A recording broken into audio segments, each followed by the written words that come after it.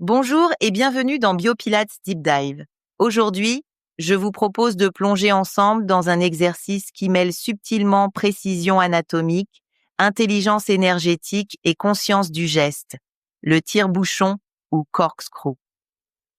Derrière son apparente fluidité se cache un dialogue constant entre stabilité et mobilité, contrôle et liberté.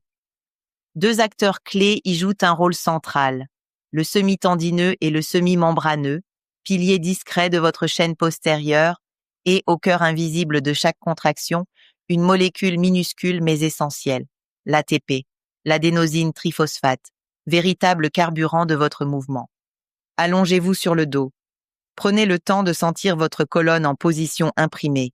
Le bassin repose, lourd et stable, les côtes postérieures en contact avec le tapis, la nuque s'allonge vers l'arrière sans tension. Les omoplates sont bien stables, les bras le long du corps, paumes vers le sol, doigts détendus. Les jambes sont parallèles, serrées en adduction, allongées en diagonale aussi bas que vous pouvez garder le bas du dos ancré sans qu'il se creuse. Cette position n'est pas un simple point de départ. Elle est votre ancrage, votre référence à chaque instant du mouvement. À l'arrière de vos cuisses, deux muscles travaillent déjà à vous préparer, le semi-tendineux et le semi-membraneux. Tous deux naissent à la tubérosité ischiatique, cette zone profonde de l'os coxal, et se terminent sur la partie interne du tibia. Le semi-tendineux, plus superficiel, descend en un long tendon rubané jusqu'à la patte doigt. Le semi-membraneux, plus large et profond, s'insère également sur le tibia, mais prolonge son action via le ligament poplité oblique et la capsule articulaire du genou. Ensemble, ils fléchissent le genou, étendent la hanche, participent à la rotation interne du tibia lorsque le genou est fléchi, et surtout, ils stabilisent discrètement votre posture en arrière du mouvement. Dans le corkscrew, ils s'allient au transverse, au plancher pelvien et aux obliques pour maintenir le bassin stable et transmettre la force. Chaque contraction que vous allez produire, chaque contrôle que vous exercerez, dépend d'un phénomène chimique fondamental, l'ATP, l'adénosine triphosphate. Imaginez-la comme une petite batterie rechargeable, prête à libérer de l'énergie dès qu'une fibre musculaire en a besoin. Au moment où votre cerveau envoie un influx nerveux, l'acétylcholine est libérée dans la jonction neuromusculaire, déclenchant une cascade qui libère du calcium dans le muscle. Ce calcium permet aux têtes de myosine de s'accrocher à l'actine, mais pour glisser, pour générer le mouvement, elles doivent casser une molécule d'ATP en ADP et phosphate inorganique. C'est cette rupture qui libère l'énergie mécanique. Vos muscles disposent de plusieurs moyens pour produire ou régénérer l'ATP. Au tout début du mouvement, ils utilisent les réserves déjà présentes dans les fibres et la phosphocréatine, un système ultra rapide mais limité à quelques secondes. Cela suffit pour initier l'ascension du bassin, lancer la flexion vertébrale.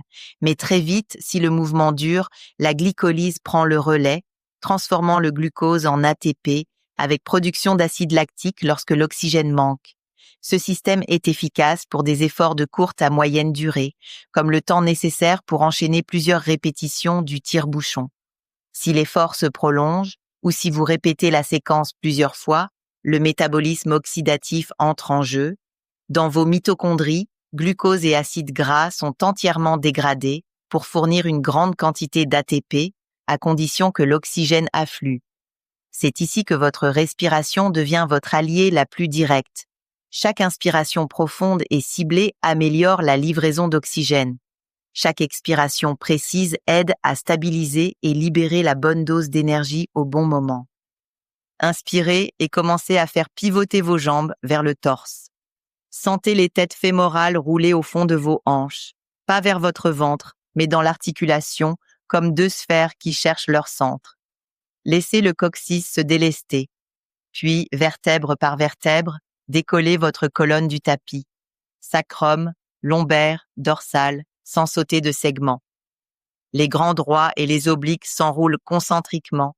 Le transverse se referme comme une fermeture éclair, de bas en haut, le plancher pelvien s'active doucement, sans crispation. Les ischio-jambiers médiaux, eux, participent à l'extension de hanches tout en maintenant l'alignement interne des genoux. Allongez les jambes parallèles au tapis, au-dessus de la tête. Ici, votre nuque reste libre. Vous ne cherchez pas à aller plus haut que la région dorsale supérieure.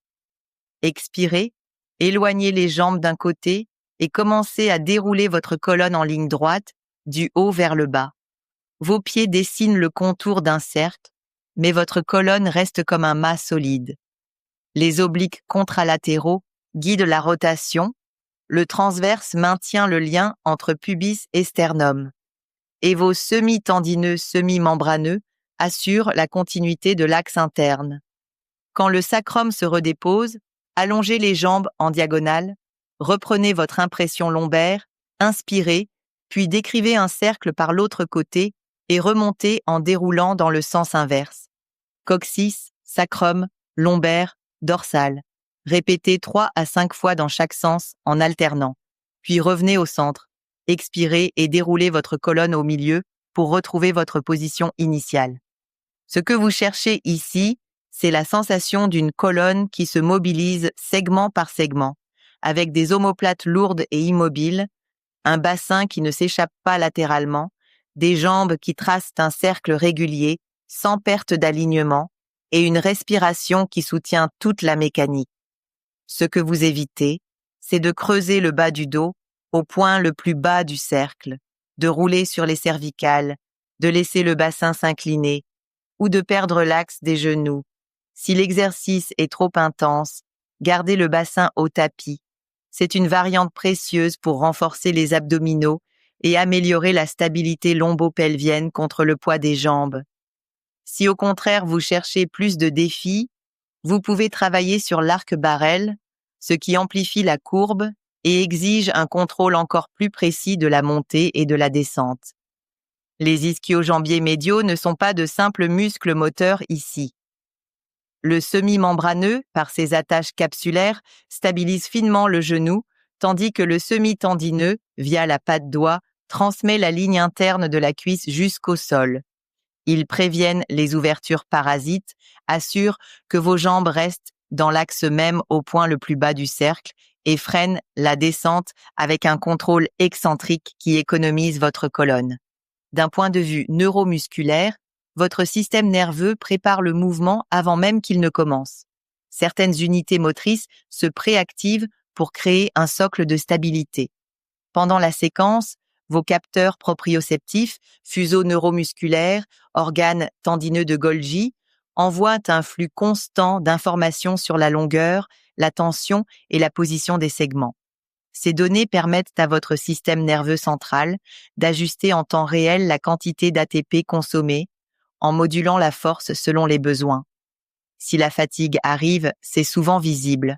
Perte d'impression, respiration irrégulière, crispation des cervicales. Dans ce cas, réduire l'amplitude, ralentir la descente et resserrer le cercle permettent de préserver la qualité. Pour guider votre corps, utilisez des images. Imaginez que vous zippez du pubis au sternum, que vous vissez vos cuisses vers l'axe, que vos omoplates pèsent vers le bas comme 2 poches remplies de sable. Voyez votre colonne comme un collier de perles que vous posez ou soulevez une à une. Inspirez pour préparer.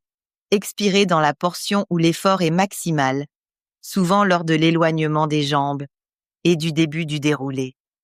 Après la série, prenez un moment. Ramenez les genoux vers la poitrine, respirez dans le dos, sentez les côtes s'élargir. Mobilisez doucement la colonne en sens inverse par un petit pont articulé. Hydratez-vous. L'eau est indispensable au cycle de régénération de l'ATP, tout comme l'oxygène l'est à sa production mitochondriale. Si vous alimentez bien vos fibres, vous réduisez l'accumulation d'acide lactique, vous préservez votre coordination et vous préparez le terrain pour la prochaine séance. Le tire-bouchon est plus qu'un simple exercice. C'est une conversation entre votre structure, votre énergie et votre attention.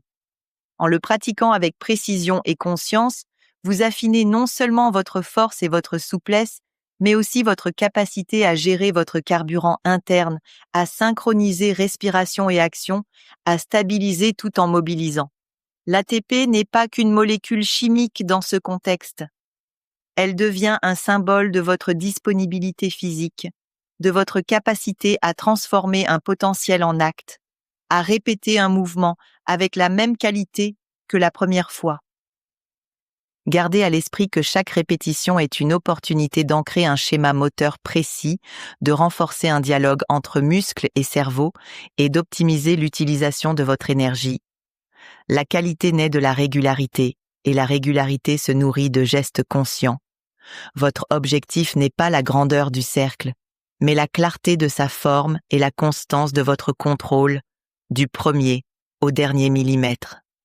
À bientôt dans un prochain épisode de Biopilates Deep Dive.